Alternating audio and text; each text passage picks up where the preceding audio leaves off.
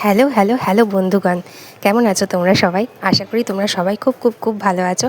আর আমিও খুব খুব খুব ভালো আছি। আর আজকে আবারও চলে এসেছি একটা ছোট্ট মিনি ব্লগ নিয়ে তোমাদের সামনে। দেখতে থাকো কেমন লাগে তোমাদের। আর পুজো তো প্রায় চলেই এলো আমাদের দোরগোড়ায়। বাঙালির উৎসাহ, বাঙালির উন্মাদনা, বাঙালির উদ্দীপনা, সারা বছরের এক বছরের অপেক্ষা, বাঙালির শ্রেষ্ঠ শ্রেষ্ঠ উৎসব দুর্গোৎসব আর প্রায় দোরগোড়ায় আর তার কাউন্টডাউন শুরু হয়ে গেছে।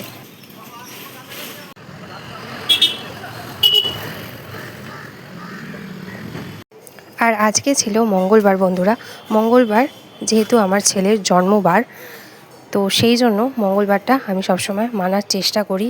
প্রত্যেক সপ্তাহে না হলেও চেষ্টা করি কিছু কিছু সপ্তাহ হনুমানজির মন্দিরে গিয়ে, পবনজির মন্দিরে গিয়ে ছেলের নামে পুজো দিয়ে ছেলের কল্যাণার্থে কিছু প্রার্থনা করা ভগবানের সামনে। তো আজকেও সেরকম গেছিলাম পবনজির মন্দিরে মোমবাতি, মিষ্টি, ধূপ নিয়ে ঠাকুরের উদ্দেশ্যে পুজো দেওয়ার জন্য। তারপর শেষে ছেলে আর মা মিলে বাড়ি ফেরার পালা। দুজনে মিলে একটু ঘুরে ঘেরে বাড়ি ফিরলাম।